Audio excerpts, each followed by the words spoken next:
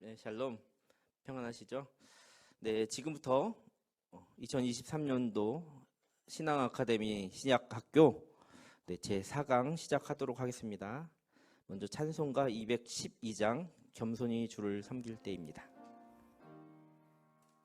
겸손히 주를 섬길 때 괴로운 일이 많으나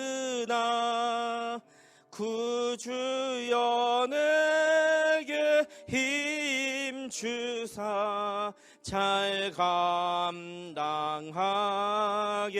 하소서. 인자한 말을 가지고 사람을 감화시키며 갈 길을 잃은 무리를 잘 인도하게 하소서.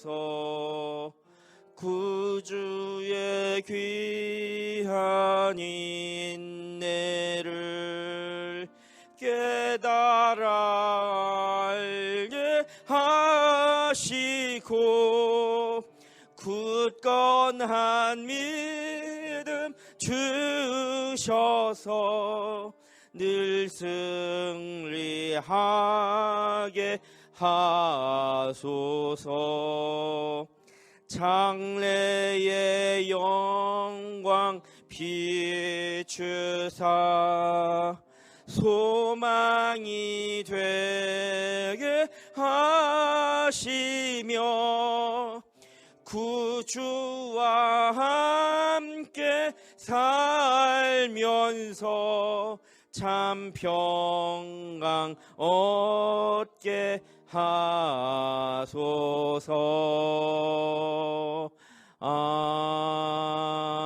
아멘. 다 같이 기도드리시겠습니다. 하나님 아버지 감사합니다. 오늘도 이 자리에 나와 주님의 말씀을 더욱 깊이 묵상할 수 있는 기회 주심에 감사합니다. 신약 아카데미를 통해 결국은 우리가 어떻게 주님 안에서 우리 안에 주님께서 인재하시고 우리가 주님 안에 있어 세상에 복음과 사랑을 전할 수 있는지 알고 실천하는 데 있을 줄 믿습니다. 예수님을 알아가는 데 더욱 힘쓸 수 있도록 하여 주시고 시공간을 초월하는 사랑에 더욱 감화감동하여 그 사랑 흘려보낼 수 있는 성도 되도록 듣는 지혜 허락하여 주시옵소서. 강의하시는 임마누엘 목사님의 삶에 하나님의 복과 평강이 끊이지 않게 하시고 복음을 전하는 목사님의 진실함이 우리의 마음밭에 심길 수 있도록 성령님 인도하여 주시옵소서. 이 모든 말씀 사랑하는 예수님의 이름으로 기도드렸습니다. 아멘. 겁니다. 네, 평안하시죠? 오늘 수업은 또 2시간 강의로 진행되는데 첫 번째 시간은 문학 양식, 그리고 두 번째 시간은 비유와 기적, 예수의 기적에 대한 이야기들을 이렇게 나누도록 하겠습니다. 첫 번째는 문학 양식에 관련된 부분입니다. 문학 양식. 자, 문학 양식이란 무엇일까 한번 좀 생각을 해보도록 하겠습니다. 당시의 시대 상황에 대한 안내를 좀 해보려고 하는데요. 당시의 시대 상황이 어떠한 상황이었는가, 이 문학 양식을 살펴보기 위해서 먼저 시대 상황을 여러분들에게 이제 좀 안내해드리자면, 당시에는 초대 기독교 운동이라고 하면 우리가 흔히 뭐라고 생각할 수 있죠? 초대교회 역사를 얘기할 수 있죠. 성령의 충만함으로 촉발된 초대교회 그 확장의 현장은 시작부터 아주 강렬하게 문학적인 요소를 담고 있다라는 겁니다. 뭐라고요? 초대 기독교 역사가 굉장히 문학적으로 그런 영향을 주고 있다. 자, 최초의 기독교 문학의 연대는 어떻게 되냐면 기원 후면 예수님께서 승천하신 이후죠. 기원 후 40에서 65년 사이, 그 사이 먼저 구전으로 형성되고 그 가운데서 정경이 선정되는 그런 기간, 그 기간이 바로 기원 후 40에서 65년, 제가 흔히 그냥 기원 후 50년 이 정도 얘기를 하는데, 그때 기록되고 구전되고 기록되기 시작했으니까 그때가 가장 성경이 많이 집필되던 시기인데 기독교 문학 연대와도 일치한다, 이렇게 보면 됩니다. 원래는 이 성경이 쓰여질 때 양가죽 아니면 송아지 가죽에 이렇게 쓰여졌어요.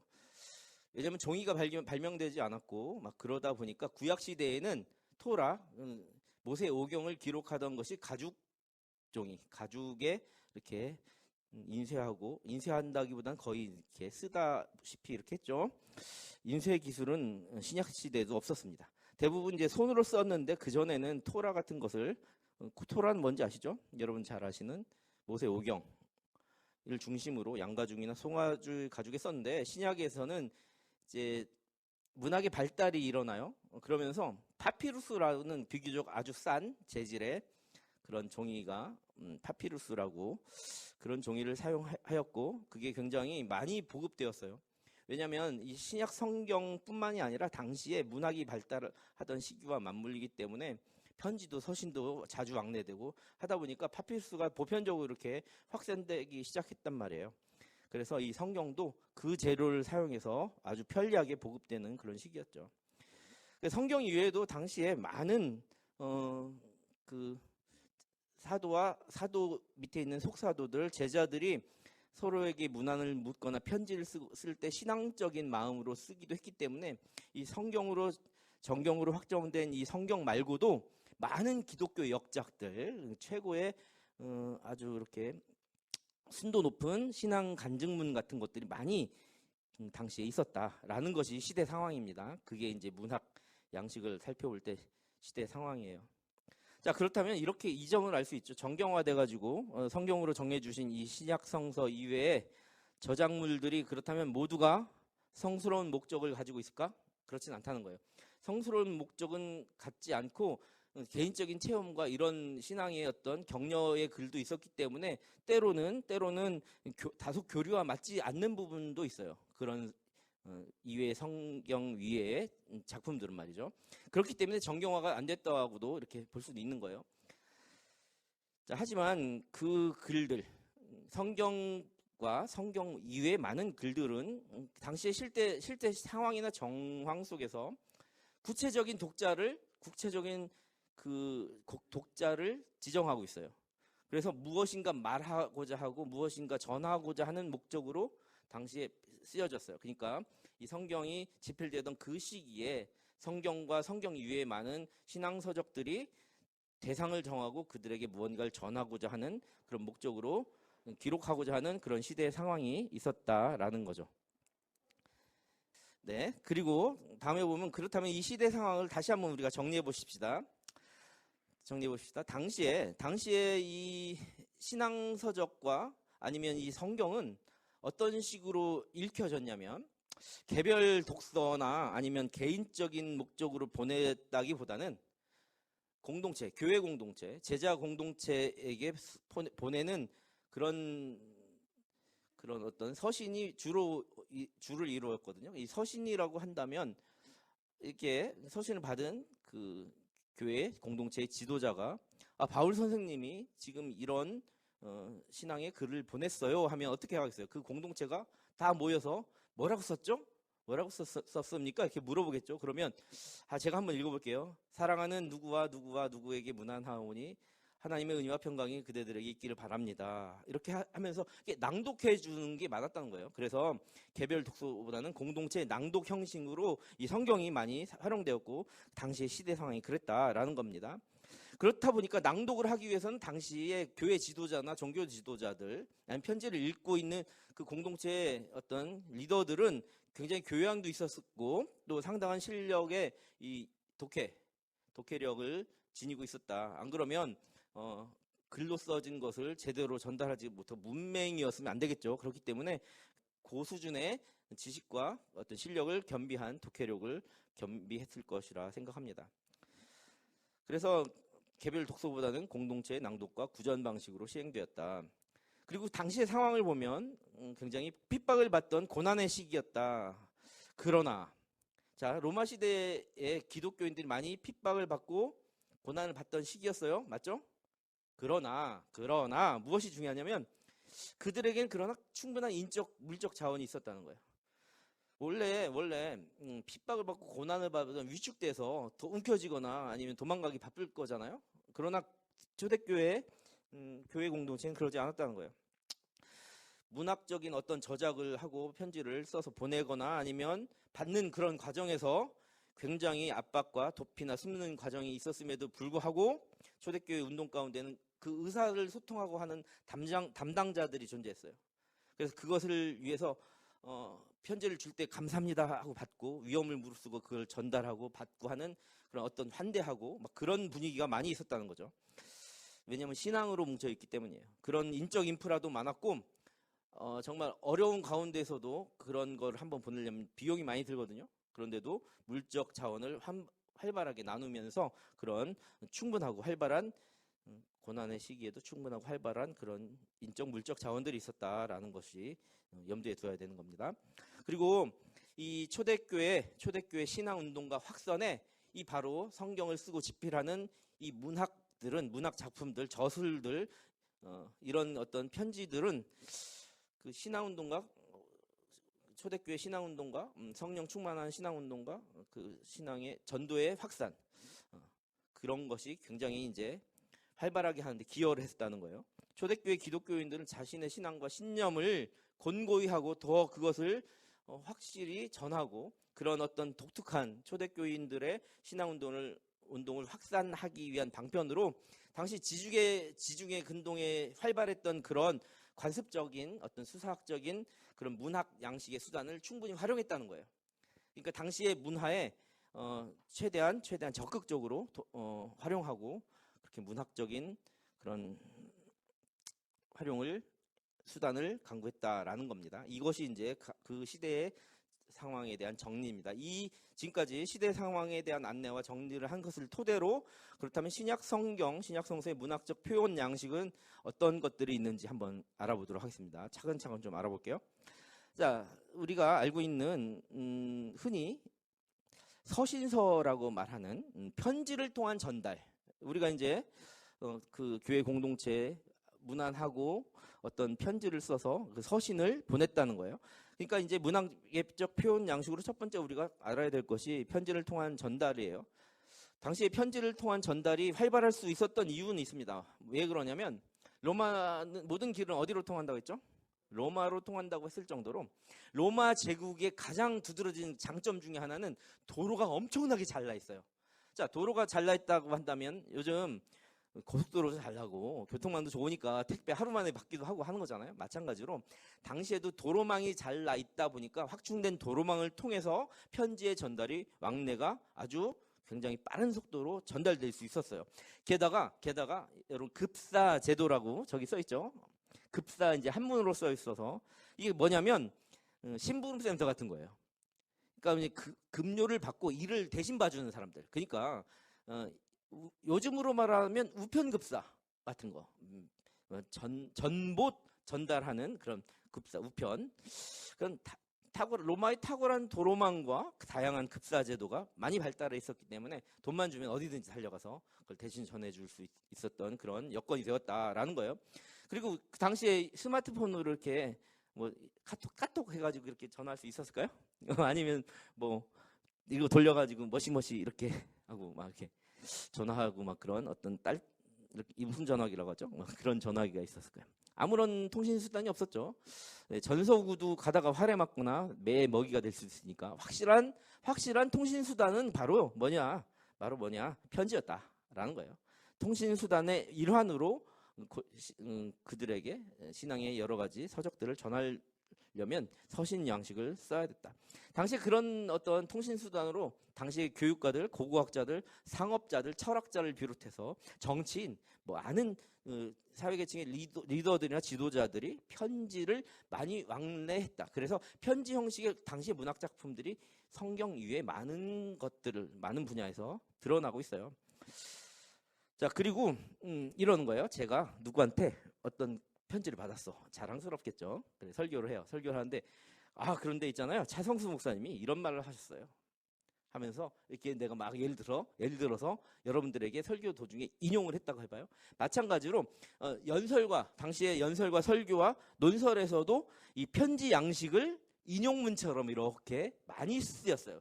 그것이 이제 요즘에도 뭐 예화도 하고 하나님이 말씀하시기를 성경에 보면 하나님이 가라사대 때 예전에 성경 보면 하나님 이르시되 이런 식으로 인용하잖아요. 하나님께서 이렇게 말씀하셨다. 선지자들도 하나님의 말씀을 인용하고.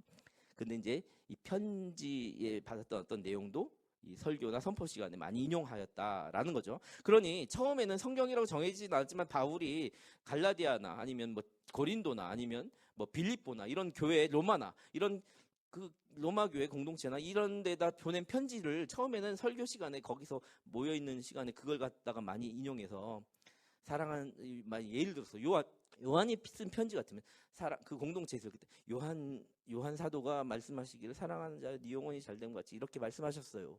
라고 선포했겠죠. 그러니까 처음에는 성경이 그렇게 많이 인용되었고 이용되었다라는 겁니다. 자, 이렇게 이제 편지를 통한 전달을 서신 양식이라고 합니다. 뭐라고요? 서신 양식. 그런데 이 성경을 한번 이제 성경으로 다시 돌아왔습니다. 그 당시 상황을 다 알아봤죠? 이제 성경을 보니까 신약 성경에 이 몇 건이 서신 양식이냐, 몇 건이 편지인가 했더니 한번 놀라지 마세요. 신약 성경이 몇 건이죠? 27권이에요. 맞죠? 27권 중에 몇 건? 21권. 와, 거의 대부분이 어떤 양식이다?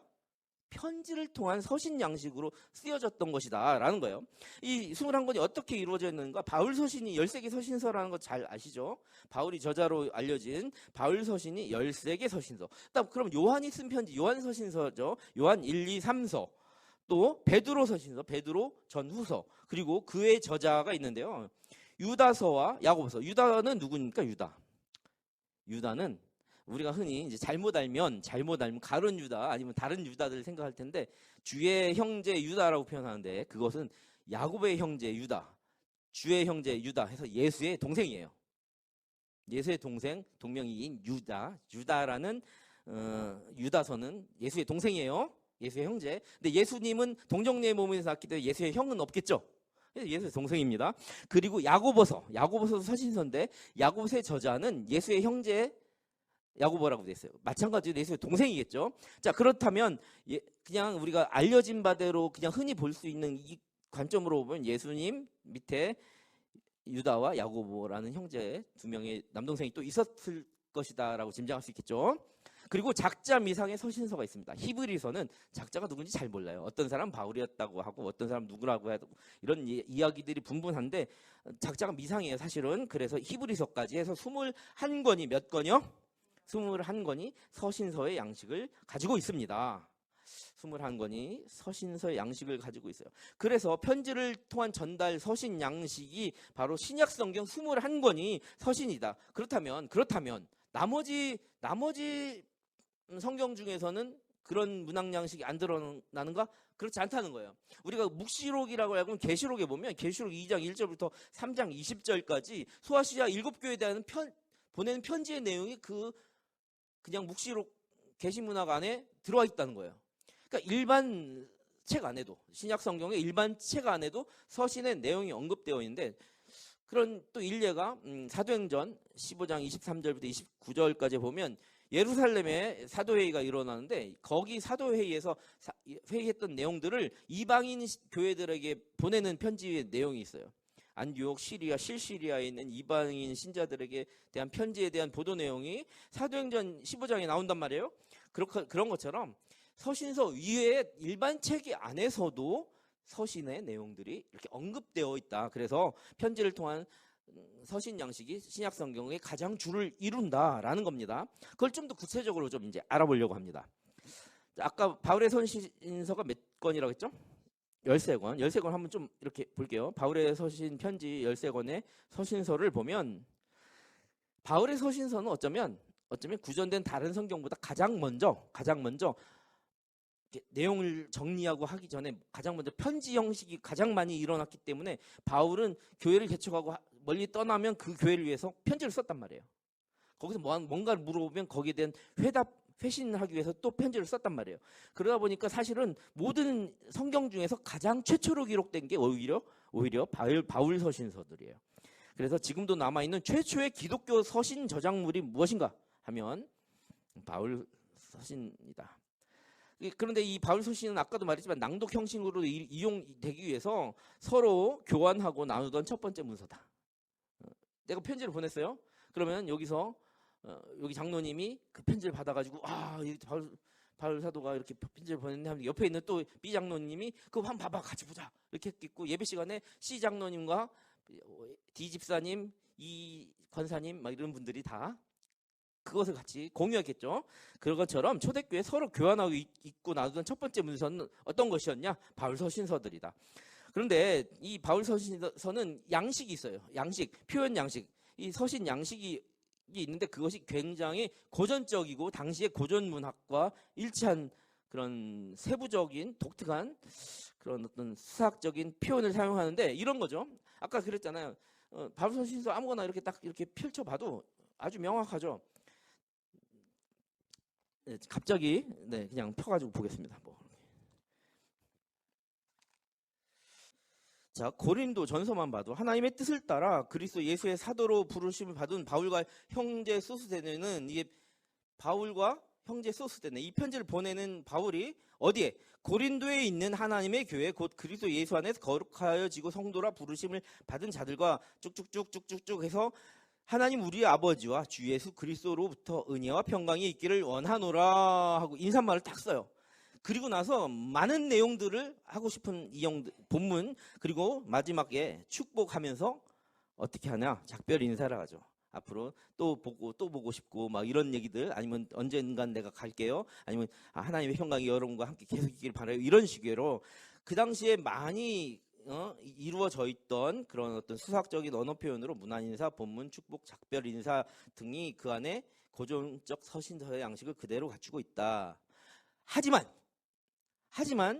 당시 다른 편지들이나 다른 것들은 대부분 주제가 뭐 정치가 가면 정치에 관한 거, 아니면 뭐 철학 가면 자기 철학에 관한 거, 자기가 뭘 전문하는 교육자나 어떤 걸 뭘 파는 사람이면 뭘 파는 거에 관한 그런 주제의 서신서가 대부분인데, 바울의 서신서는 굉장히 독특하고 다양한 편지 주제를 가지고 있어요. 그러니까 하나의 주제로 보자고 하면 예수님을 증언하는 것이겠지만 그 안에 있는 세부 주제들을 보면 목적이 뚜렷하다는 거예요.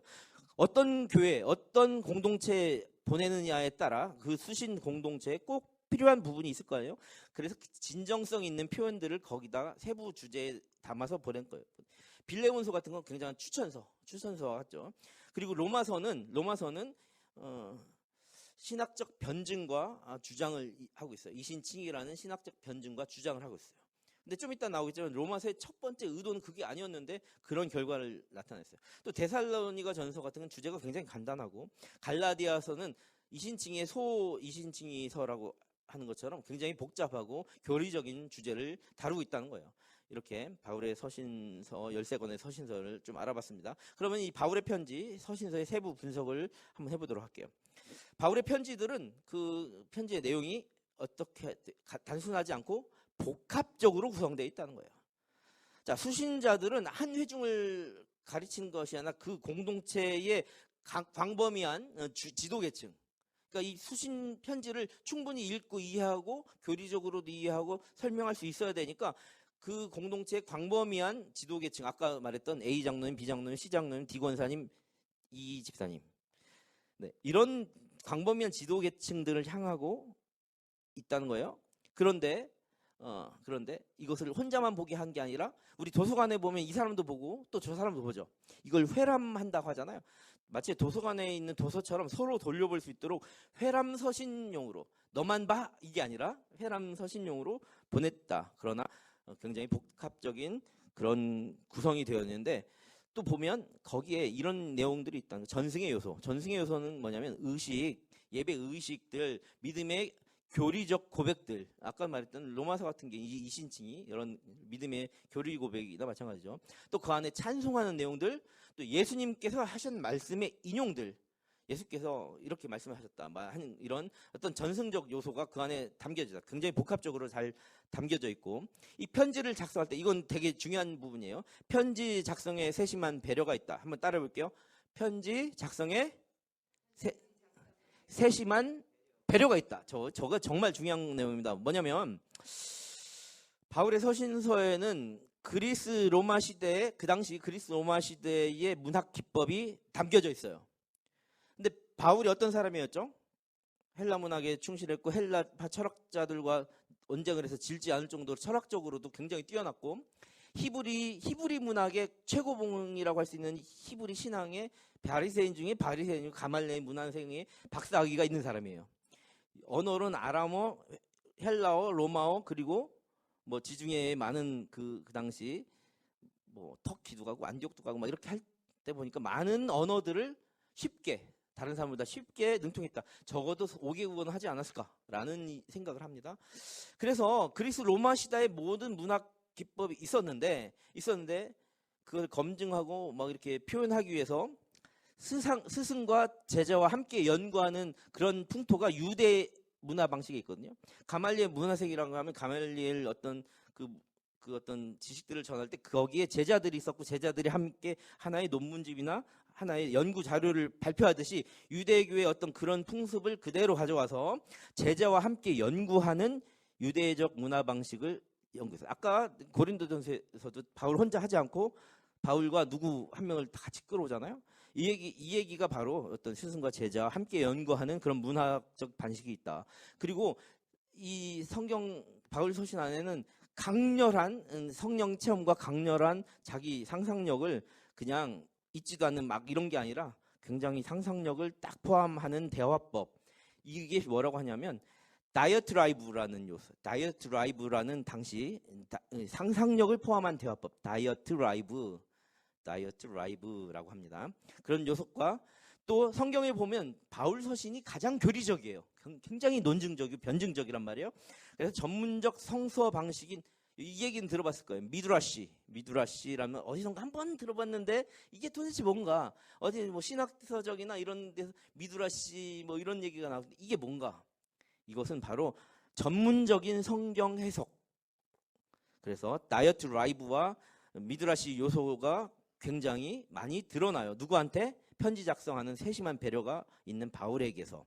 그래서 이것을 하기 위해서 혼자서 할 수 없죠.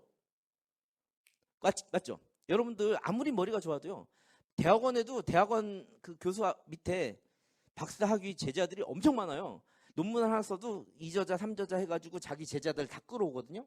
근데 바울이 그런 형식을 취했어요. 그래서 행정적인 비서를 두었고 보조적인 역할을 하는 동역자들 두어서 공통으로 자기 서신에 대해서 검토하게 했어요. 이게 굉장히 세심한 배려죠. 혹시 내가 실수하진 않을까? 그 당시 거기에 어떤 사람인데 그 사람의 상황에 대해서 좀 알아보고 와. 사람을 보냈더니 어떻게 해야 했다 이런 표현 있잖아요. 그런 얘기를 내가 들었다 이런 거 있잖아요. 그것이 다 자기의 동역자들을 다 활용하고 있다는 거예요. 자, 그리고 문서의 성격이 수사학적 방식으로 기록되어 있다라고 하는 겁니다. 이 어떤 성격의 어떤 수사학적 방식이냐 보면 이 바울의 서신서에 나오는 인간적인 면 그것은 자신의 개인적인 면을 토로하지 않았어요. 그렇지 않고 이 고대 수사학적 기법을 통해서 하나의 인격체를 쫙 구성하는데 단촐하게 표현하지 않아요. 그래서 어떤 것을 여기다가 집어넣냐면 설득을 위한 매우 중요한 어떤 그 기법을 거기다 넣어요. 이게 좀 어려운 말일 수 있는데 예를 들어서 고대 그 당시 수사학적 표현은 뭔가를 표현할 때 의인화하듯이 해서 이렇게 하는데 바울은 그것을 훨씬 뛰어넘어 거기에 시대적 상황과 정치적 상황과 그런 어떤 역사적 상황을 다 감미해서 그 시대를 살아가는 어떤 한 인격을 이렇게 구성하고 있다는 거예요. 그래서 바울의 서신을 딱 읽어보면 굉장히 포괄적으로 당시를 충분히 이해하게 하는 그런 것들이 많이 있다라는 것을 우리가 알 수 있습니다. 자, 그리고 바울 서신서를 보면 이 문학 기법으로 바라봤을 때 역사적 분석으로 이렇게 바라보는 그런 게 있는데 이 세 가지 이슈가 있습니다. 세 가지 이슈, 바울 서신서에 대한 세 가지 이슈. 자, 첫 번째 이슈는 바울 서신이 이 문학적으로 당시의 문학적으로도 온전한가? 이런 이슈가 있었어요. 근데 바울 서신을 싹 보면 굉장히 세심하게 아까도 말했던 전 인격적인 그런 것을 또 주변에 많은 사람들을 도움을 받았기 때문에 그 안에 세심한 삽입이 있었고 굉장히 세심하게 편집을 했어요. 그래서 완벽한 어떤 하나의 문학 작품처럼 그것을 구성하고 있었어요. 무엇이요? 바울 서신서들은. 그래서 문학적인 온전성이 있는가라는 이슈에서 그렇다. 굉장히 온전한 그런 작품이다. 그러니 성경의 정경화될 때에도 아무런 이슈가 생길 수가 없죠. 완벽하다라고 생각하는 겁니다. 두 번째 이슈는 이건 또 우리가 흔히 얘기하는 저자의 진정성 문제입니다. 이 13권의 바울 서신이 정말 바울이 쓴 것인가? 라는 이제 진정성의 문제가 있는 거죠. 자, 문체와 어떤 주제, 바울 사도의 사역 구조와 일치성이 있는가? 당시 교회의 어떤 구조와도 맞는가를 판단해서 지금 21세기인가요? 20세기에 올 때쯤에 신학자들은 이런 합의를 하게 됩니다. 어떤 합의를 했냐? 이건 그냥 듣고 머릿속에 남겼다가 내가 다음에 그 이후에 정리하는 걸 잘 보세요. 로마서, 고린도 전후서, 갈라디아서, 빌립보서, 데살로니가 전서, 빌레몬서 7권은 바울이 썼다. 신학자들 20세기에 했던 얘기예요. 20세기 얼마 전까지죠. 데살로니가 후서, 아까 전서는 썼다 했잖아요. 근데 데살로니가 후서, 골로새서, 에베소서 이 세 권은 바울이 직접 썼거나 바울의 행정비서와 공동 저작을 했거나 했을 거다. 자, 아까 7권은 바울이 직접 썼다, 확실하다. 3권은 썼거나 아니면 비서가 같이 썼거나 둘 중에 하나다. 아직 연구해야 된다. 이게 이제 합의를 본 거고, 디모데 전서, 후서, 또 디도서라고 하는 목회 서신은 이런 목회를 해야 된다고 이렇게 자기 멘티들에게 보낸 이 3권은 바울의 공동체 안에서 바울의 학파가 바울과 함께 공동체 생활하면서 하다 보니까 어떤 사람들이 와서 너무 흐리고 분위기를 흐리니까 좀 더 보수적인 관점에서 집필한 거다라는 그런 이슈 신학적 합의가 있었어요. 자, 그러면 다시 이제 좀 얘기를 해보겠습니다. 바울 서신의 진정성에 대한 여러 주제들로 하는 역사적 분석 기법에서 그렇게 바울이 썼다, 같이 썼다, 아니면 다른 사람들이 그 밑에 제자들이 썼다라는 그런 기법은 굉장히 미흡하다라는 게 이제 지금 현재의 결론이에요. 왜냐하면 저를 비롯해서 이제 존 파이퍼, 저번에 소개했던 존 파이퍼가 굉장히 바울의 연구가들이거든요. 그리고 최근 신학을 하시는 분들이 그 여러 가지 연구한 걸 접목해서 이렇게 서로 공통적인 연구 주제들을 이렇게 바라보면 그 문서를 그렇게 그냥 의견이 분분한 13권의 문서를 싹 보면 수사학적 기법으로 봤을 때 굉장히 그 전체 사회적 정황에 근접해 있어요. 그러니까 13권의 바울 서신 모두가 실제 바울의 생애 기간에 쓰여졌다는 게 이제 확인이 되는 거예요. 예를 들어서 바울이 있었어요. 아까 그런데 바울이 어떤 세심한 배려를 했다고 했어요. 자기가 자기 밑에 행정비서를 두거나 아니면 보조하는 동역자를 두었다고 했잖아요. 그런데 자기가 죽은 다음에 썼으면 몰라도 자기가 있는 동안에 어떤 편지를 써서 서신서를 보냈다면 자기가 검토하지 않고 자기 이름으로 보내는 걸 가만히 있을 인물이 아니라는 거예요. 그런데 이 시대적 정황을 바라봤을 때 13권이 다 바울 생전에 쓰여졌을 거라는 결론을 내리는 거예요. 현재 신학에서. 그렇다면 바울의 성격상 행정비서를 두거나 아니면 보조 역할을 둬서 그런 걸 했겠지만 적어도 모든 13권이 다 바울의 승인 하에 관리되고 기록되었을 가능성이 훨씬 더 현실적이다라는 거예요. 그렇기 때문에 13권 모두의 저자의 어떤 운운하는 어떤 저자의 진정성 이슈는 모두 상쇄될 수밖에 없다. 그러니까 그것을 가지고 이걸 바울이 썼느니 아니면 누가 썼느니라는 것과 상관없이 문학 서신서로 완벽하다라는 것이 현재 연구, 그러니까 최근 21세기 와서 현재의 연구 결과입니다. 자, 그렇다면 이제 세 번째 역사적 분석의 세 번째 이슈는 무엇인가? 각 편지, 13권의 편지들에서 정의하는 사회적이고 시대적인 정황 분석이에요. 그런데 이건 제가 이미 먼저 말씀드렸어요. 왜냐하면 세 번째 이슈는 이 사회적이고 시대적인 정황이 일치하는가를 봤더니 일치하다는 결론이 나오면 바울이 썼다는 그 전에 저자에 대한 논란이 엎어지는 거잖아요. 근데 마지막 이 세 번째 이슈가 완벽하게 이해된 거예요. 그러니까 바울 서신의 사회적이고 시대적인 정황의 재구성을 위해서는 바울의 어떤 그 목적, 편지를 쓴 목적뿐만이 아니라 바울이 어떤 신학 사상을 가졌는지를 봐야 되거든요. 근데 13권의 모든 성경 안에서 바울의 신학 사상은 완벽하게 일치한다는 거예요. 완벽하게 바울의 신학도 일치하고 또 시대적인 정황도 일치한다는 거죠. 자, 예를 들어서 한번 설명해 볼게요. 예를 들어서 바울이 시대 정황상 스페인 아시죠? 스페인으로 가는 선교 목적과 그 선교의 목적에 필요한 여행 경비를 조달하기 위해서 로마에 있는 교회들한테 무엇을 썼죠? 로마서를 쓴 거예요. 이게 바울의 목적이에요. 그런데 이 로마서를 보면 그 목적이 드러나긴 하지만 그 목적보다 무엇이 우리에게 알게 되느냐, 그런 정황이 있어요. 시대적 정황과 바울의 서신서의 목적이 있는데 거기서는 그것보다 바울의 신학이 드러나는 거예요. 그 안에서 그런 정황보다는 로마서의 의미는 누가 읽어도 사회 정황상 복음을 위한 편지를 훨씬 뛰어넘어요.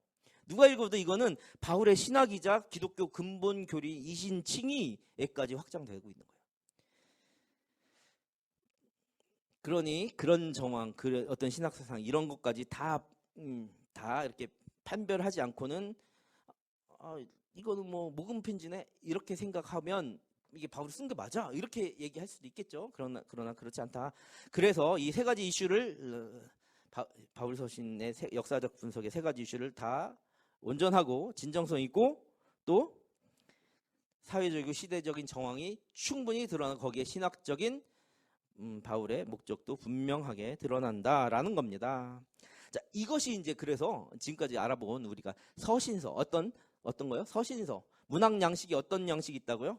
신약 성경에 서신서 양식이 있다라는 게 이제 대표적인 거예요. 그렇다면 나머지 27권 중에 21권을 빼면 몇 권이죠? 나머지 6권은 어떤 성경인가? 신약 성경의 문학적 표현 양식은 두 번째는 무엇인가? 바로 레러티브 이야기입니다. 이제 설화, 이야기 이런 것이 이제 레러티브라는 건데요. 이 레러티브를 통한 교훈이 바로 사복음서에 나타난다. 사복음서는 뭐죠? 마태, 마가, 누가, 요한복음에 이 내러티브 이야기를 통한 교훈이 나오는데 거기에는 비유와 기적의 이야기들이 난다. 사복음서에 나오는 비유와 기적의 이야기들, 기적의 레러티브는 이야기체라고 하면 됩니다. 근데 이제 공통적인 이야기가 나와요. 그 각각의 내러티브들이 있는데 그 사복음서의 아주 공통적인 내용은 기독교 신앙의 핵심이 아주 공통적으로 나온다. 뭐죠? 예수의 사역과 가장 많이 표현되고 있는 십자가 고난과 부활의 현현, 실제로 나타나셔서 제자들에게 부활하신 것이 사실이라는 이야기는 아주 공통적인 이야기입니다. 근데 예수의 어린 시절 이야기는 또 특별히 마태복음과 누가복음에는 예수의 탄생과 유아기에 대한 간단한 이야기가 또 포함되고 있고, 이 복음서는 굉장히 서로 달라요. 공통적인 부분도 있고. 그러다 보니까 서로 의존하고 상호 자료 보완을 통해서 문학적인 다양한 요소를 주제의 일치성으로 하나로 모아서 굉장히 그 내러티브한 이야기 방식으로 잘 표현되어 있다는 겁니다. 근데 이제 사복음서의 내러티브는 다른 점이 있어요. 당시 로마 제국의 지배하에 있던 그런 문학작품, 내러티브 문학작품, 이야기체 문학작품에 나타나는 다른 문학작품의 공통점이 있는데, 그것은 바로 뭐냐면 로마 제국의 위인들의 이야기를 하려면 그가 대단하다, 어디에서 태어났고 뭘 했다 이런 식으로 이야기가 막 쓰여졌을 거 아니에요. 또 아니면 피지배 계층은 로마의 피해를 딛고 일어선 마블 영웅이 히어로가 나타났다 한 식으로 막 이렇게 썼을 거 아니에요. 근데 사복음서에 나오는 이 예수의 이야기는 3년간 활동하던 어떤 지역, 나사렛 지역의 한 인물의 이야기에 불과하다는 거예요. 어떻게 보면. 그런데 위대한 위인의 연대기처럼 쓰여지지 않았고 같은 내러티브로 쓰여졌으나 십자가 죽임을 당했던 굉장히 대비되는 인물이 표현되고 있는 거예요. 제국의 지배와 문화의 충돌이 발생시킨 다른 많은 위인의 이야기와 달리 강렬한 초대교회 신앙의 운동으로 일어난 이야기의 전개를 할 때 신이 인간이 되어서 정말 십자가 죽음을 당했으나, 아까도 말했지만 부활의 이야기로 그 모든 위인들 인생들이 해결할 수 없는 문제를 해결하고 있다는 굉장히 대비되는 멋진 내러티브 이야기들이 이 사복음서에 있는 거죠. 자, 그렇다면 이 사복음서 이야기를 통한 교훈이 바로 사복음서다. 뭐라고요? 예수님이 바로 이런 분이야라고 교훈하고 있는 게 사복음서다. 그렇다면 내러티브를 통한 변증은 뭐예요? 예수는 없어부터 해서 막 이런 얘기들을 할 때 아니야, 예수는 살아계시고 그래서 이렇게 교회가 확장되고 있고 역사적으로 방어하고 있는 내러티브 이야기를 통해 변증하고 있는 것이 바로 사도행전이다라는 거죠. 자, 사도행전은 저자가 같아요. 누구랑? 누가복음이랑 사도행전이 저자가 같습니다. 그렇다 보니까 누가복음과의 사건과 시간적 연속성을 가져요. 그래서 여러분들 누가복음 읽고 나서 그 다음에 사도행전을 딱 읽으면 연속적으로 쭉 진행되는 초대교회 역사가 싹 이렇게 들어와요. 그리고 누가복음과 사도행전은 상호 정말 많이 문학적 기법과 이런 것들이 상호 의존하고 일치하는 것을 보여요. 자, 당시 이야기 전개가 헬라적 유대인들이 많았단 말이에요. 그런데 그것과 흡사한 모양을 보인다는 거예요. 그 누가가 헬라파 유대인이었기 때문에요. 그 변증적이고 방어적이고 이렇다고 하고 이해할 수 있도록 이렇게 강조하는 변증적 역사 기술의 양식을 갖춘 게 사도행전이다. 그래서 그러면서도 사도행전의 이야기를 보면 굉장히 이야기 같죠. 어디를 갔다가 돌아왔다가 2차 전도여행을 또 갔다가 왔다가 내가 있잖아 언제는 뭐를 그 사도 바울이 있잖아 갔는데 어디 가서 막 죽을 병에 걸리고 몇 번 맞았고 막 이렇게 어디를 갔다가 막 이런 이야기들이 내러티브 이야기체를 또 당시에 어떤 이야기체를 충분히 또 가지고 있다라고 했어요.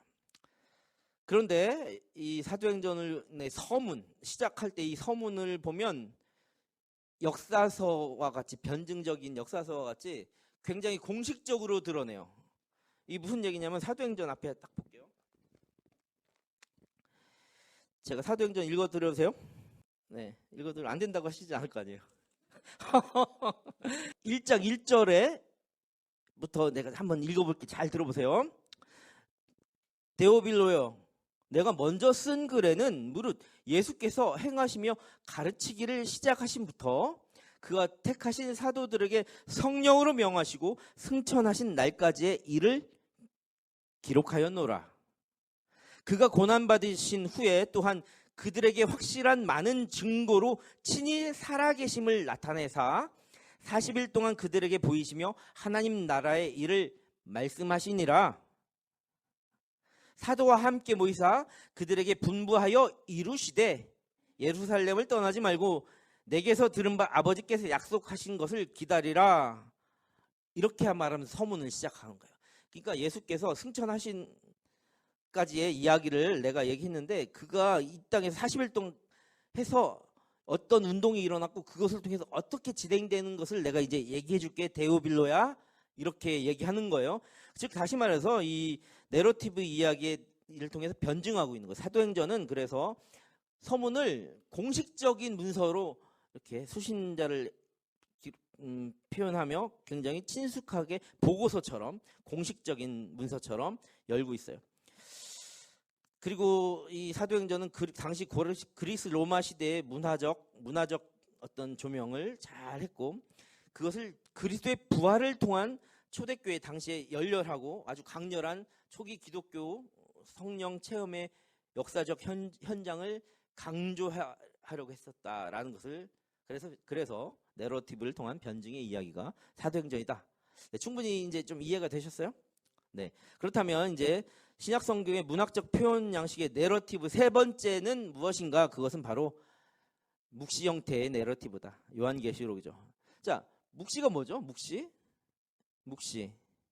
아포칼립스죠. 아포칼립스. 묵시 문학 양식을 통해서 마치 계시하는 것 같고 막 이런 게 이제 묵시하는 거잖아요. 그러니까 요한의 하늘의 체험과 환상의 이야기가 요한계시록 안에 담겨져 있고 부활하신 예수의 중요한 역할, 하늘로 올리심 받고 거기서 하늘의 체험을 하시며 또 높임 받으심 예수, 그것에 대한 확실한 증언을 하기 위한 것이 이 내러티브를 통한 묵시 요한계시록의 주제예요. 예수의 역할과 높임받으심, 다시 오실 예수에 대한 거. 그런데 이제 우리가 알아야 될 것은 계시록에 막 666도 나오고 14만 4천도 나오고 막 뭐 몇째 그 장로들이 막 나오고 몇 가지 동물들이 나오고 거기에 나오는 환상이나 숫자, 동물, 우주적 상징이 뚜렷하게 나타나는 것인데 이제 그런 것이 바로 묵시문학이라고 해요. 근데 구약에서 묵시문학은 그래서 다니엘서 보면 막 꿈을 꾸고 막 환상을 보고 막 내 동물 나오고 이런 거죠. 그래서 구약의 소묵시록이 다니엘서라고 해요. 마찬가지로 이런 것들이 나온 것을 이제 당시 대표적 묵시문학이란 거예요. 거기에 환상도 나오고 숫자도 나오고 막 이렇게. 그래서 이제 자기의 어떤 비상한 체험을 당시의 문학과 수사학적 내러티브로 기술한 게 바로 묵시문학인 요한계시록이다라는데 우리가 이제 아까 말했지만 숫자도 나오고 동물도 나오고 막 이렇게 어떤 환상의 체험들, 우주의 상징들이 막 나오잖아요. 그런데 어떤 의미에서 이 묵시문학은 그런 숫자나 그런 것은 상징에 불과하니까 정말 숫자는 막 정말 666개, 신천지가 말하는 14만 4천 이런 게 중요한 게 아니에요, 사실은. 그 안에서 상징하는 바 어떤 의미에서 이 묵시문학은 역사의 드라마가 이렇게 흘러가는데 어떤 비극적인 투쟁도 하고 막 어떤 예수의 재림도 있고 막 이런 여러 가지 막 정말 고난도 있고 막 이런 비극적인 투쟁을 넘어서 하나님의 궁극적인 왕국에 나아가고자 하는 것을 이렇게 중요하다. 그것이 중요하다라는 걸 계속 강조하기 때문에 세상에 있는 책보다 다른 세계에 있는 책이라고 이렇게 말하기도 합니다.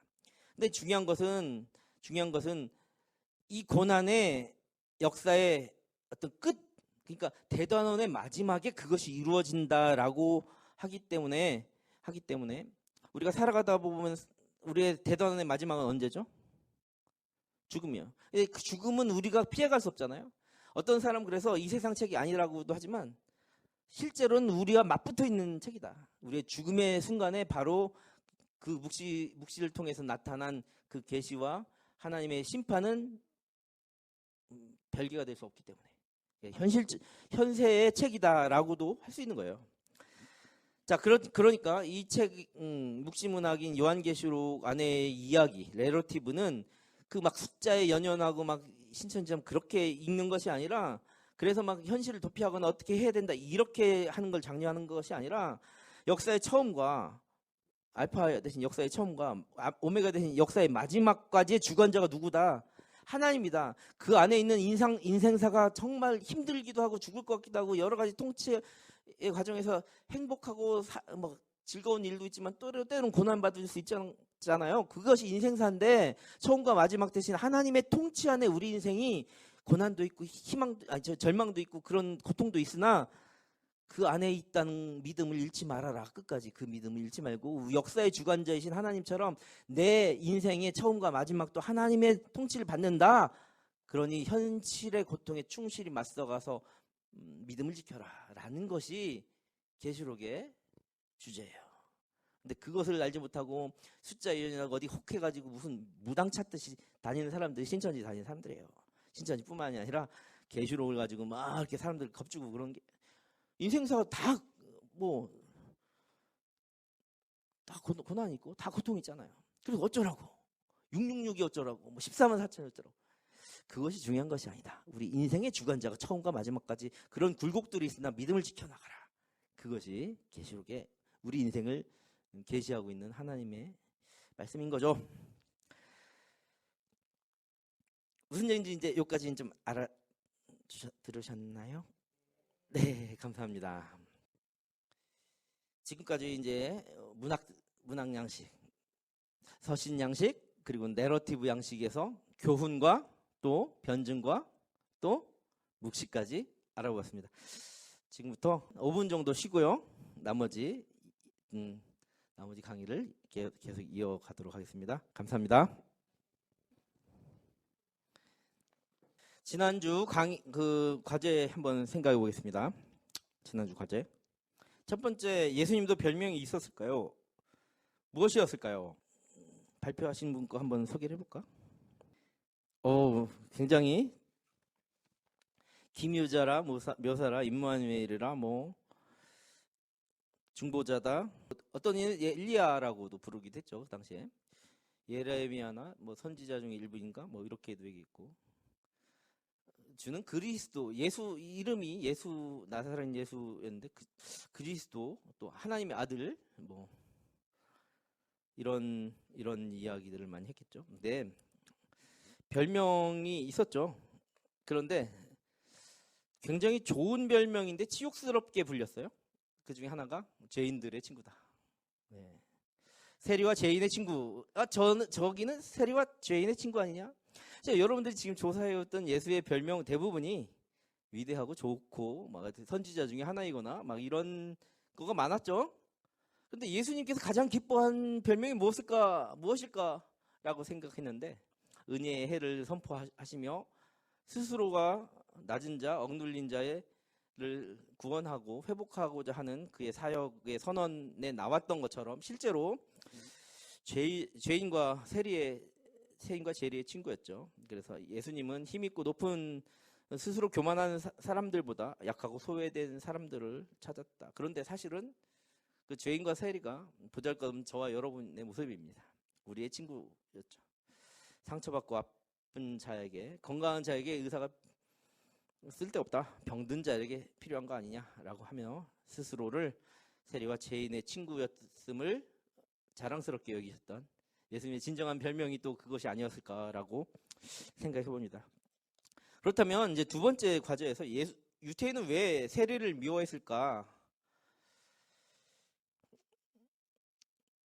우리가 예수의 첫 번째 제자들 마태 있잖아요. 마태는 가버나움에서 일하던 세리였어요.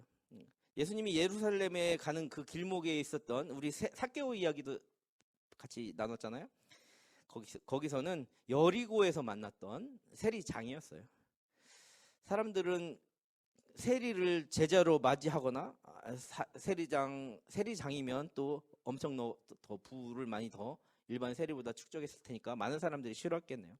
그렇게 많은 사람들이 외면하고 싫어하는 사람들의 집에 갔느냐 하며 예수를 비판했죠. 그래서 죄인 취급했어요.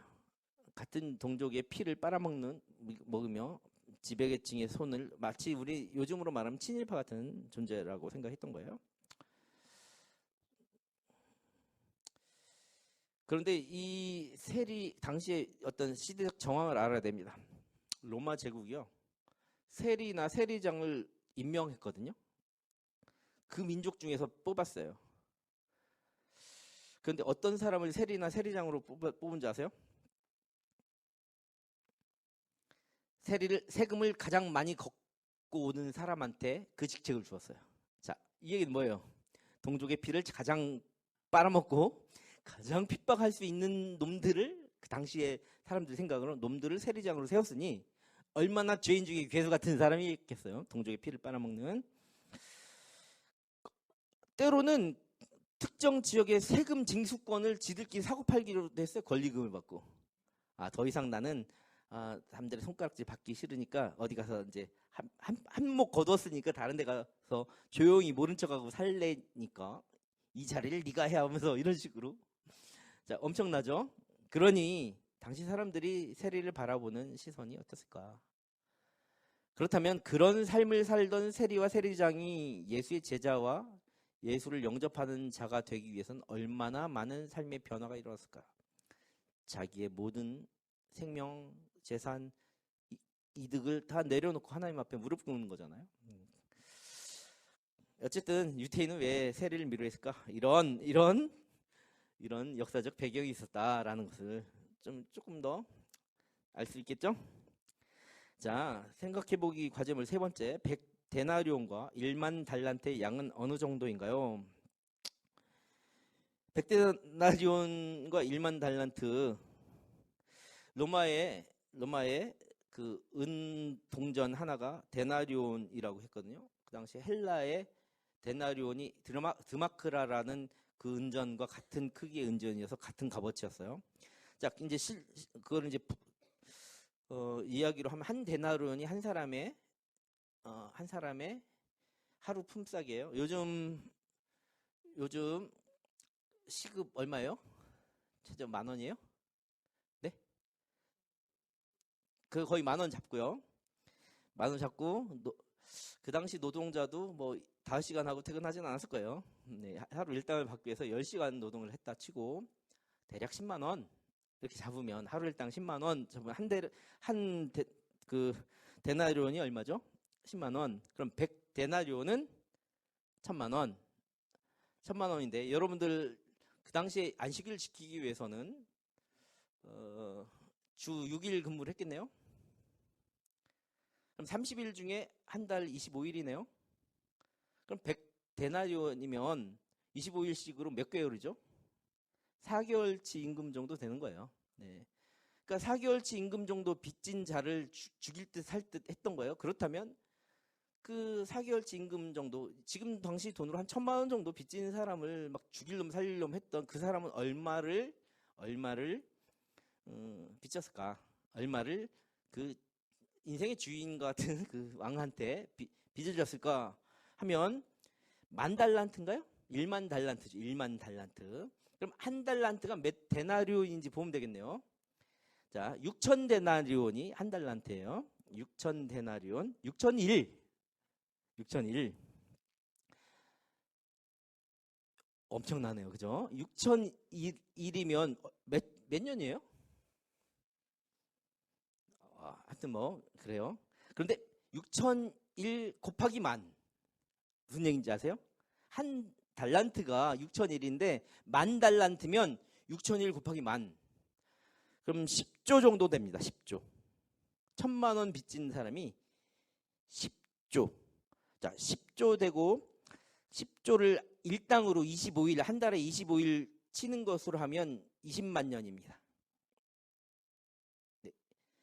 그러니까 4개월 빚진 자가 20만 년 빚진 자가 일당 20만 년 빚진 자가 일당 4개월짜리 1년도 아니고 야, 이 정도 되는데 죽일 듯 살 듯 했다라는 비유니 이게 엄청난 비유이죠.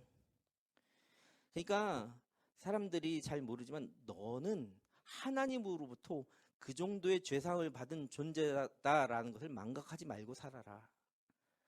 그리고 감사하며 또 베풀며 살아라. 만약에 일당을 10만 원으로 안 치고 한 8만 원 정도로 쳤다 하면 더 늘어나겠네. 20만 년이 더 늘어나겠네. 아이고. 와, 5만 원씩밖에 못 벌던 사람들한테는 40만 년 동안 갚아야겠네요. 40만 년 감이 오십니까? 말이 안 되는 거잖아요. 자, 지난주 비유의 이야기에 나오는 성경 구절 다 읽으셨어요? 감사합니다. 오늘도 마찬가지 숙제를 내겠습니다. 또한 친구 가족들이 예수를 바라보게 하려면 어떤 이야기를 들려주고 싶습니까? 어떤 이야기 들려주고 싶으세요? 응? 어떤 이야기? 선한 사마리아의 이야기. 네, 또 좋네요. 네, 성경 속에서 다루는 이 핵심이 예수의 부활 이야기예요. 우리 인생의 처음과 끝 마지막까지 회복과 그 영원한 생명을 하는 선한 사마리아인도 결국은 어떤 이야기입니까? 영원한 생명에 관한 이야기죠. 우리가 누군가 정말 사랑한다면 예수의 이야기를 전하는데 예수 부활하신 살아계신 예수를 증언할 수 있어야 돼요. 여러분들이 예수를 정말 설화, 전설 이것처럼 이야기하지 마세요. 내가 왜 그 당시 설화가 있고 전설이 있었으나 예수의 이야기는 역사적인 배경과 실제 이야기다라고 그렇게 강조하시는 줄 아세요? 오히려 교회 다니는 사람들이 다른 사람들한테 예수를 정할 때 그냥 위인전 속에 하는 인물이나 그냥 뭐 전설 속의 신화 속의 이야기처럼 전하면 안 돼요. 살아계신 하나님을 전해야죠. 그것을 하라고 지금 이렇게 하는 거예요. 살아계신 하나님, 실존하셨던 하나님, 그리고 아직도 현재 진행형으로 부활을 하고 우리와 함께 하시는 그 하나님을 증언하고자 이 시간을 하고 있는 겁니다. 어떤 이야기를 전하시겠습니까? 살아계신 예수의 이야기를 전했으면 좋겠습니다. 네, 갑자기 설교 같나요? 갔나요? 원래 과제물 점검하면서 은혜 받고 그런 겁니다. 예수의 비유와 기적에 대해서 이제 2교시 시작하도록 하겠습니다. 지난 시간에 예수의 비유와 기적 첫 번째 이야기는 예수의 비유 이야기를 중심으로 했다면, 오늘 두 번째 이야기는 예수의 기적 이야기를 중심으로 나누고자 합니다. 예수의 비유와 기적 두 번째 이야기는 우리가 포도주 사건, 그리고 하늘에서 내린 떡, 무리를 걸으신 예수님, 중풍병자 이야기, 미친 자의 이야기, 그리고 혈루증 여인과 야이로의 딸 이야기, 그리고 라사로의 이야기를 좀 다뤄보고자 합니다. 먼저 물이 변화에 된 포도주 이야기를 보면 핵심은 이거예요.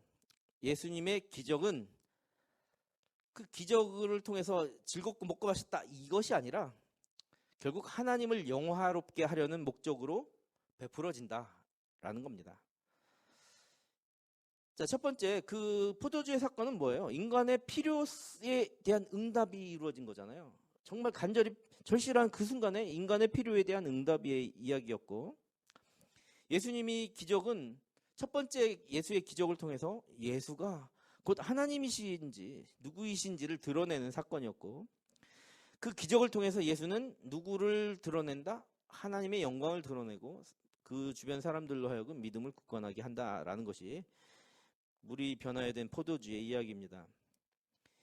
요한복음에 나오는 이야기죠. 그 요한 사도는 예수께서 물로 포도주를 만든 사건을 한낱 가십거리, 아니면 술을 마시면서 나누는 오락거리의 사건으로 마치 무용담처럼 소개하지 않고 있어요. 즉 이런 거 있잖아요.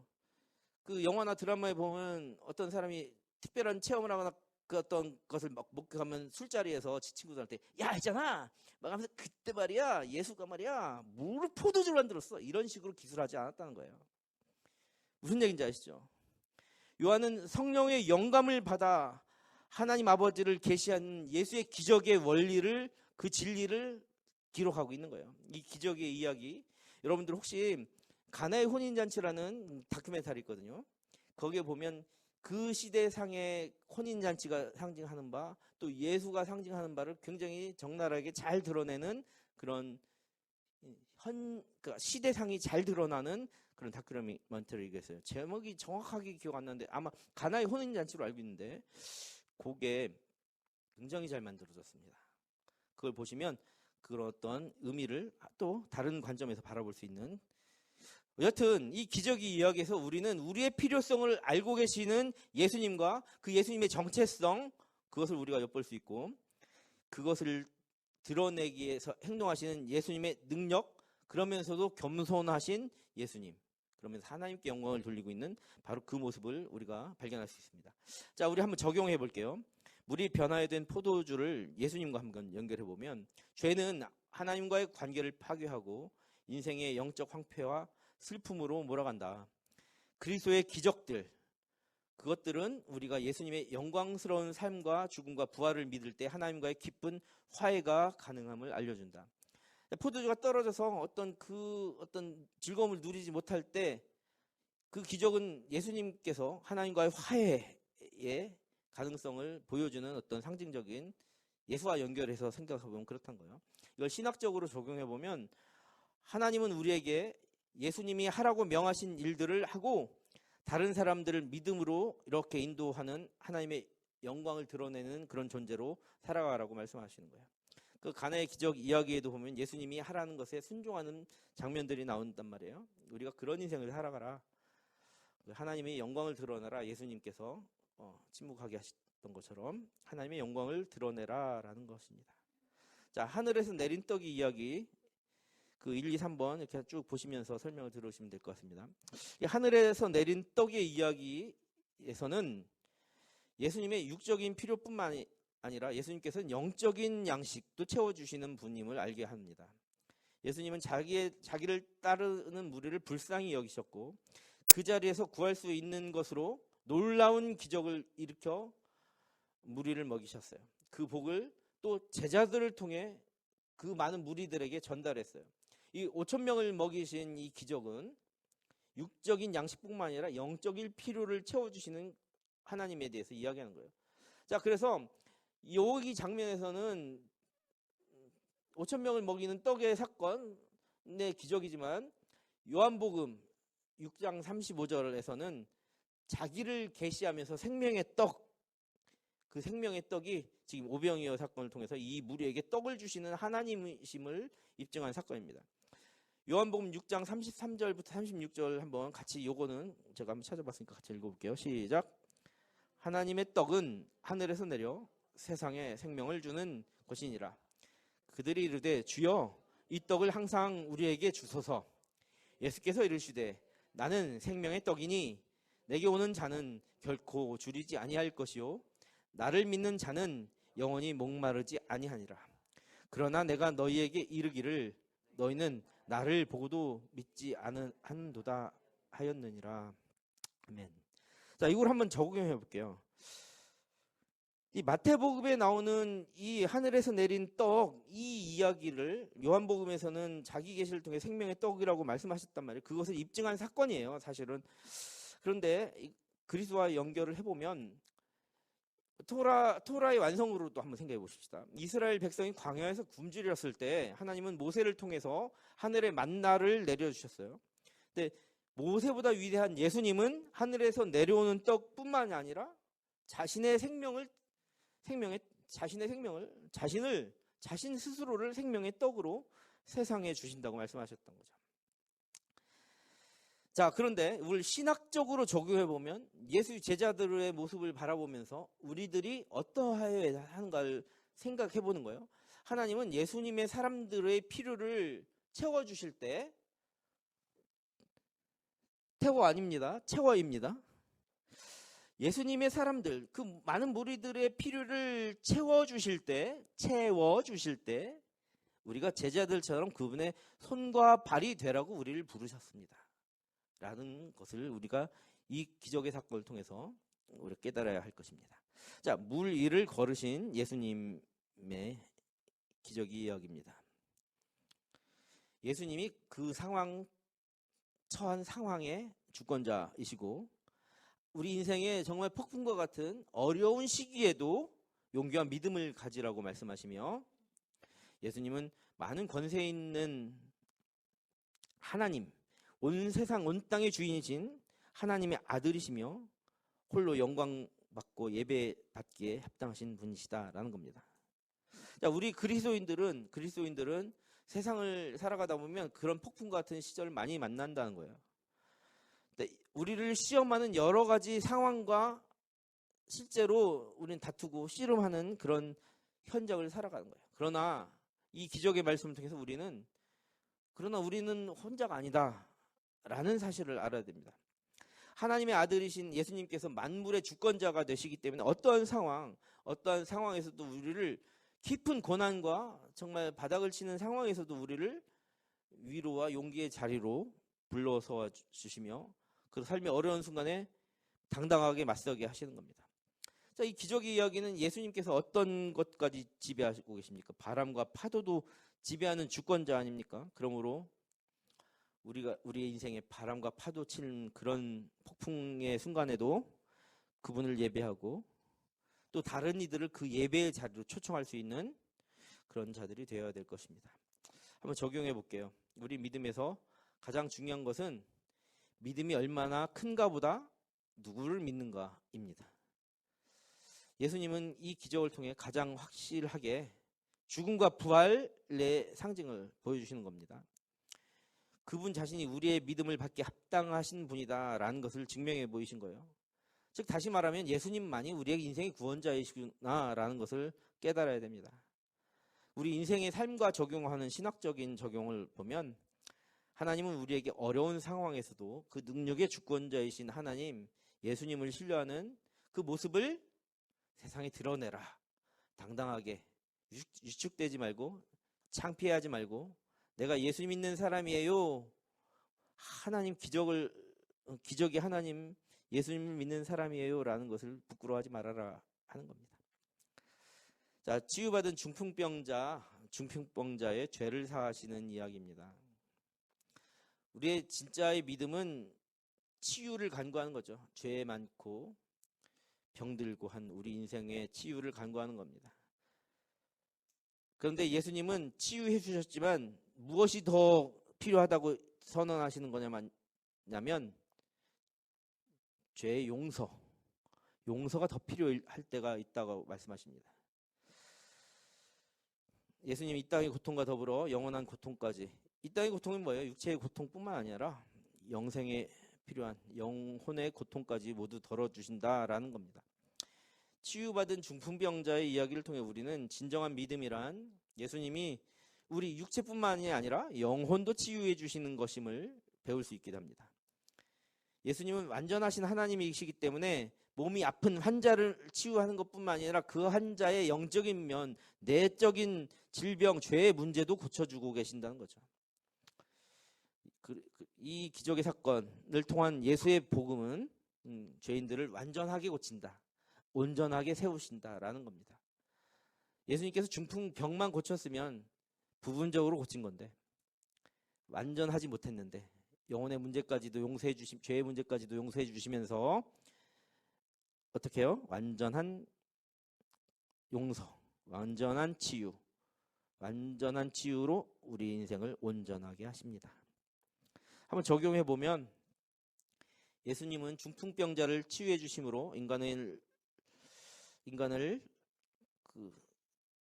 다스리시고 죄를 용서하는 주님의 자신의 권세를 보여주셨어요. 예수님은 그 죄사함의 권세가 바로 자기 자신에게 있음을 이 기적의 이야기를 통해 말씀하시고 계시는 거예요. 예수님이 바로 하나님이시다라는 거죠. 근데 하나님만이 병을 다스리고 죄를 시켜 주실 수 있다. 그분이 바로 예수님이시다라는 겁니다. 신학적 적용으로 보면 하나님은 바로 우리에게 말씀하고 계십니다. 육체적 질병을 고치시며 죄를 용서할 능력이 있으신 예수님께로 그렇다면 우리는 사람들을 안내해야겠죠. 물론 잠시 아프면 병원에도 가야 되고 잠시 아프면 상담사를 찾아갈 수도 있겠지만 우리는 사람들로 하여금 예수를 찾아가게 부름받은 존재라는 것을 잊지 말아야 됩니다. 자, 이제 자유롭게 된 광인의 이야기, 거라사 미친 광인의 이야기 아시죠? 그 광인은 굉장히 소외받았죠. 사람들로 하여금. 자, 광인으로 소외받았다 하는 것은 굉장히 앞으로도 또 다른 이야기가 나오겠지만 인생이 절박한 거예요. 아무도 알아주지 않고 먹을 거 하나 구하는 것조차 힘들었겠죠. 근데 예수님께서 그 광인을 사로잡힌 악한 영을 바라보시며 그 악한 영을 쫓아내셨죠. 예수님께 악한 영을 제어할 힘과 권세가 있다는 것을 우리는 이 기적을 통해서 알게 됩니다.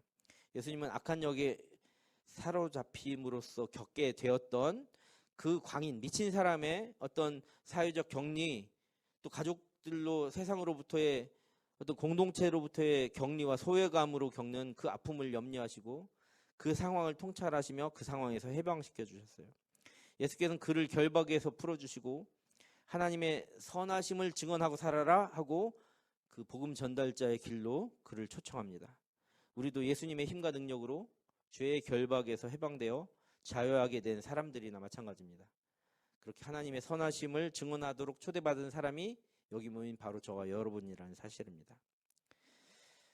그리스도와의 연결로 적용해보면 이 이야기에서 우리는 예수님이 인간성을 말살시키는 악한 세력에 맞설 뿐만 아니라 악한 영에 사로잡힌 사람들을 불쌍히 여기시는 모습을 볼 수 있습니다. 예수님은 귀신 들린 자를 어떻게 해주셨죠? 구원해 주셨죠. 자, 이 이야기 있잖아요. 이 이야기는 복음서에서 예수님이 십자가에 달리셔 돌아가는 바로 그 끝부분을 예견하고 있는 거나 마찬가지예요. 즉 예수님은 아까 싸우다가 잠시 패배한 듯 보이지만 당당하게 다시 부활하시고 일어나셔서 죄와 사탄과 죽음을 영원히 물리치심을 보여주는 예증의 그런 기적입니다. 신학적인 적용으로 보면 하나님은 우리에게 귀신 들렸던 사람이 그랬듯이 우리를 얼마나 사랑하시며 많은 일을 하고 계시는지 그런 예수님이라는 것을 또 우리에게 자비를 베풀어 주셨는 것을 주변에 전하라고 말씀하십니다. 자, 신학적 적용을 바라보면 우리가 한 가지 공통점을 알게 되네요. 모든 기적의 사건은 있잖아요. 하나님을 영광 돌리고 그를 증언하라고 보여주신 거라는 거죠. 그러니까 우리가 그런 존재로 초대받고 우리가 그 사건을 통해서 당당하게 주변에 그런 예수님 있잖아. 악한 영을 제어하시는 분이야. 예수님이 있잖아. 죽음을 이기신 분이야. 예수님은 있잖아. 우리 인생의 모든 문제를 해결하신 분이야. 라고 우리가 증언하라고 이 기적들을 2000년이 지난 우리에게도 읽게 하시고 보여주시고 계신다는 거죠. 그게 바로 이제 신학적인 적용이에요. 여러분들이 이 신학적인 적용을 하지 않으면 성경 왜 읽어요? 성경 읽었으면 우리 인생으로 주님께 대한 영광의 보답이 있어야 되잖아요. 그 보답을 어떻게 해야 될까를 보여주시고 계시는 겁니다. 여러분들 기적의 사건은 왜 읽어요? 두 가지 측면에서 읽는 거예요. 내가 그런 기적이 필요한 순간에 주님을 의지해라. 네 인생의 주인이 예수다. 라고 인식하라는 게 첫 번째겠죠. 그렇다면 그 치유받은 모든 존재들은 다 하나님께 온전하게 세워져서 예수의 증언자로 예수님께서 파송하셨거든요. 그렇다면 우리가 그런 순간이 필요하고 그렇게 죄사함도 받고 그렇게 용서도 받고 부활을 체험하고 정말 기쁨에 감격했으면 우리는 그것을 어떠한 신학적인 적용으로 해야 되느냐. 지금 계속 말하고 있는 거예요. 아, 하나님이 나를 보내시고 계시는구나. 하나님이 나를 그 치유의 현장으로 초청하고 계시는구나. 아, 하나님께서 내가 내 인생에서 아프고 굴곡이 있는 많은 예수의 기적이 필요한 사람에게로 나를 파송하고 계시는구나 라고 적용하라고 하는 겁니다. 자, 예수님의 권세에 대한 걸 한 번 더 강조해 볼게요. 어떤 이야기냐면 혈류증을 여인을 치료하고 야이로의 딸을 살리시는 장면입니다. 자, 이 장면 저기 1, 2, 3번은 여러분들이 눈으로 보고 읽으세요. 예수님의 권세, 그 능력을 신뢰하라는 이야기들을 계속 하는 겁니다. 자, 계속해서 예수의 기적의 이야기를 하는 거예요. 혈루증을 앓는 여인을 치료하시고 야이로의 딸을 살리신 예수님의 모습에서 우리는 자, 질병, 자, 한번 따라해볼게요. 질병을 넘어 수치심, 심지어 죽음까지도 이기는 하나님의 권세, 예수님의 능력을 우리는 바라볼 수 있어야 돼요. 우리 그리스도인들은 우리를 치유하시고 구원하시는 하나님의 능력을 믿고 질병과 수치심으로 고통당하는 사람을 바라보며 그들을 돌볼 수 있도록 초청받았다는 겁니다. 자, 우리 혈류증에 대해서 잘 알고 계시죠? 혈류증 알고 계세요? 혈류증은 구약 성경과 신약 성경에 동시에 나오는 만성 자궁출혈 증상입니다. 구약 성경 레위기에 보면은 정결에 관련된 이야기들을 많이 하고 있는데 이 레위기서에 보면 혈류증은 굉장히 부정한 병으로 피 때문에 부정한 병으로 이렇게 인식되었어요. 그 사람이 만지는 것은 모두 부정한 것으로 여겨졌어요. 헬라어에서는 두 가지 표현으로 이야기합니다. 피의 유출이라고도 표현하고 흐르는 피라고도, 그러니까 피가 유출된다고도 표현하고 흐르고 있는 피라고도, 그게 이제 부정한 모습으로 표현을 리시트 하이마토스 또는 하이말레오라는 두 가지 방식으로 표현하는데 두 개가 다 두 단어의 합성어로 막 이렇게 표현하는 거예요. 당시 유대인들이 정결 예식을 굉장히 중요시 여겼기 때문에 정상적인 그 여성분들의 월경이잖아요. 월경도 부정한 것으로 취급되었는데 하다못해 그 정도로 여겨졌는데 이 혈류증을 앓게 되면 이 월경과 무관하게 한 번 하혈하면 멈추지 않고 출혈 또한 불규칙적으로 일어나는 부인성 질환으로서 만성 자궁출혈 질환이잖아요. 자, 이거는 또 두 가지로 나뉘어요. 기능성 자궁출혈과 또 기질적 자궁출혈. 이건 뭐냐면 기능성 자궁출혈은 좀 건강이 나빠져서 그런 부정 자궁출혈이 일어나는 걸 기능성, 조금 이제 나이가 들어가면서 기능성 자궁출혈인데, 이 기질적 자궁출혈은 어렸을 때부터 허약 체질이나 어떤 특이병이나 그쪽에 이제 근종이나 이런 여러 가지 어렸을 때부터 그 상황이 기질적으로 나타나서 당시 의술을 못 고쳐서 나타나는 그런 현상이었어요. 이런 부인성 질환, 요 질환들을 신약 성경 누가복음 8장, 오늘 저기 보고 있는 저 5장이잖아요. 근데 누가복음 8장에서는 12년 동안 혈류증을 앓는 여인이 예수님의 옷자락을 만짐으로써, 저긴 마가복음인데 누가복음이 나온다는 거예요. 누가복음 8장. 12년 동안 혈류증을 앓았다는 거니까 한번 생각해봐요. 12년이라면 기질적으로도 또 기능적으로도 그 병을 앓고 있었다. 그러니 이렇게도 저렇게도 안 되고 정말 몸도 허약하고 이게 정말 치료하다가 죽을 것 같고 막 그런 엄청난 상태였다라는 것을 우리가 이제 짐작할 수 있어요. 얼마나 힘든 삶의 여정을 겪었을까라는 겁니다. 자, 그리고 또 야이로를 한번 알아볼게요. 야이로의 딸 이야기인데 야이로는 누군가? 야이로는 가버나움의 회당장입니다. 가버나움. 히브리어로 야이르라는 것을 헬라어로 이렇게 따온 건데 깨우친다, 깨우쳤다, 또 빛나게 했다라는 뜻이 야이로라는 곳에 있습니다. 그의 12살 된 외동딸이 위독해서 예수께 찾아가서 자기 집에 오기를 요청했는데 모시고 오던 도중에 예수님은 누굴 만나요? 혈루증 앓는 여인 때문에 지체하게 돼요. 자, 이게 무슨 순간이냐면 내 딸이 죽을 것 같아서 예수를 좀 이제 기적을 요청하고 갔어요. 그런데 예수님께서 가다가 혈루증 여인을 걸린 여인을 만났어요. 그가 막 옷자를 만지고 거기 한 대화 과정에서 지체를 하게 된 거예요. 그러니까 가는 도중에 어떻게 됐다? 야이로의 딸은 죽었다는 소식을 접하게 됩니다. 예수께서는 그의 마음을 딱 붙잡으시고 함께 그의 집에 들어가서 죽었던 아이를 살리신 후에 이를 좀 침묵하고 있어 라고 당부하는 장면이 오늘 보는 저 마가복음 말고 병행구절인 누가복음에서는 자세하게 기술되어 있습니다. 자, 그렇다면 이 이야기를 한번 그리스도와 연결해 보겠습니다. 예수님 주변에 있는 사람들을 막 밀치고 나아갔던 여인은 당시에 율법적으로 사람들 모두에게로 외면받고 부정한 자로 그와 접촉한 모든 사람이 부정한 자로 여겨지는 당시 율법에서는 사람들을 밀치고 갔을 때 얼마나 사람들로 거부감을 받았어요. 이런 거예요. 자기만 부정한 게 아니라 딱 스치기만 하고 만지기만 해도 너도 그럴 수 있으니까 주변에 오면 다 외면하고 막 밀치고 발로 차고 때로는 돌로 던지기도 꺼지라고도 했겠죠. 그런 것을 뚫고 만지는 모든 자와 터치한 모든 자가 부정한데 예수는 예수를 부정한 자로 만드는 꼴이잖아요. 예수의 손목, 예수 옷자락을 잡으니까 예수의 제자들은 만약에 이런 당시의 사회상에서는 예수의 제자들은 예수를 자기가 모신 스승을 부정하게 하는 거니까 더 이렇게 못 오게 할 수도 있고 보이콧 할 수도 있겠죠. 그런데 그 여가 예수의 믿음 하나로 정말 죽으면 죽으리라는 심정이었겠죠. 예수의 손을 대자 그녀의 몸이 어떻게 됐어요? 깨끗이 씻은 듯이 나왔어요. 자, 이 얘기는 무엇을 상징하는 줄 아십니까?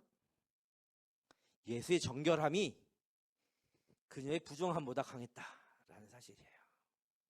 그것을 우리에게 이야기하고 있습니다. 이 이야기는 우리로 하여금 그리스도께서 십자가에서 우리를 위해 이루신 일을 떠올리게 합니다. 예수님의 죽음과 부활을 믿으면 우리의 수치는 씻겨지고 우리의 죄악은 면책이 되는 거죠. 하나님께서 우리를 자기 아들처럼 순수하고 거룩하게 만들기 시작한 겁니다. 예수를 만졌던 그 여인을 자신의 아들처럼 순수하고 깨끗하게 하나님께서 만들기 시작하는 겁니다. 하나님 우리에게 구세 주신 예수님이 우리의 수치를 거두어 가시고 어떻게 해요? 우리의 수치를 거두어 가시고 우리를 하나님 앞에 순결하고 거룩하게 만들어 준다는 사실을 우리는 또 세상에 어떻게 하라고요? 선포하라. 신학적 적용은 항상 우리가 그렇게 부름받았고 세워진 존재다라는 걸 인식하는 겁니다. 하나님의 자녀로 우리가 초청받았다는 사실을 인식하는 거죠. 이제 마지막 이제 되살아난 나사로, 죽은 나사로를 살리시는 장면으로 갑니다. 예수님은 때때로 더디 오시기도 하는 친구이십니다. 죽은 다음에. 그런데 예수님은 우리의 생명이 되는 친구이십니다. 예수님께서는 친구를 위해 비통해 하시는 친구입니다. 그러나 예수님은 죽은 친구를 살리십니다. 라는 거죠. 예수님께서는 친구였던 죽은 나사로를 죽은 자 가운데서 어떻게 하셨습니까? 살리심으로 죽음을 제압하는 능력을 스스로 보여주셨어요. 이 기적의 이야기를 통해 예수께서는 하나님의 선하심과 주권, 죽음의 저주와 부활의 능력, 그리고 고통당하는 많은 사람들을 향한 자신의 긍휼하심을 드러내고 계시는 거예요. 죽음을 정복하시는 이 예수님의 모습을 우리는 신뢰하고 어떤 상황에서도 그분을 영화롭게 해야 한다는 것을 이 기적을 이야기를 통해서 알 수 있습니다. 이제 마지막 시간이 다가오고 있습니다. 한번 적용해 보겠습니다. 그리스도와의 연결. 한번 같이 읽어볼까요? 시작. 예수님은 나사로를 죽은 자 가운데서 일으켜 주심으로써 죽음을 제압하는 능력을 보여주셨습니다. 예수님은 나는 부활이요 생명이니 라고 말씀하셨습니다. 우리는 십자가에서 죽으셨다가 죽은 자 가운데서 다시 사신 예수님이 언젠가 죽음을 영원히 물리치시고 우리를 죽은 자 가운데서 다시 살리심을 믿어야 합니다. 이 사건을 예수님 구세주 되신 예수 그리스도와 연결했을 때 이렇게 우리는 고백할 수 있는 거고, 다시 한번 신학적 적용. 그렇다면 나는 예수의 제자로서 어떤 적용을 할 수 있을까? 이것도 같이 한번 큰 소리로 읽겠습니다. 시작. 하나님은 우리에게 죽은 자 가운데서 다시 살리시는 하나님의 능력을 신뢰함으로써 아픔과 죽음 가운데에서도 하나님을 영화롭게 하라고 말씀하십니다. 아멘. 우리가 나사로가 죽은 것 같이 그런 정말 참담한 그런 상황, 그런 죽음의 순간까지도 그곳에서도 하나님께 영광 돌리며 부활의 능력을 신뢰하는, 예수의 그 능력을 신뢰하며 살아갈 수 있었으면 좋겠습니다. 자, 여러분들 앞으로 어떤 예수를 전하시겠습니까? 네. 어떻게 예수를 또 전하겠습니까? 자, 다음 장면은 우리 신약 시대의 로마 제국에 대한 지도입니다. 저기에서 가운데 부분에 이렇게 약간 좀 진하게 나와 있는 부분이 당시의 로마 제국의 어떤 모습이고요. 밑으로는 이집트와 아프리카 초반, 그리고 또 저쪽 위에 보면 그 독일 인접과 저기 영국의 일부까지도, 이태리에서 저 위쪽으로 가면 또 터키와 마게도냐 지역, 이 많은 지역을 신약 시대 로마 제국이 지배하고 있던 지역입니다. 이쪽 그 독일 완전 북부와 이쪽으로 이쪽 그 동북아시아 이쪽은 야만인들의 거주지라고 해서 로마인들도 몇 번을 파병을 갔는데도요 많이 실패했어요. 네, 갔다가 빠져 죽거나 얼어 죽거나 맞아 죽거나 죽었어요. 네, 그래가지고 정벌이 쉽지 않았어요. 네, 신약 시대 로마 제국이 저거보다 더 크게 침투 전쟁을 하기 위해서 간 적이 있었으나 대체로 지배한 지역은 저 정도 지역이고, 저 이쪽 지역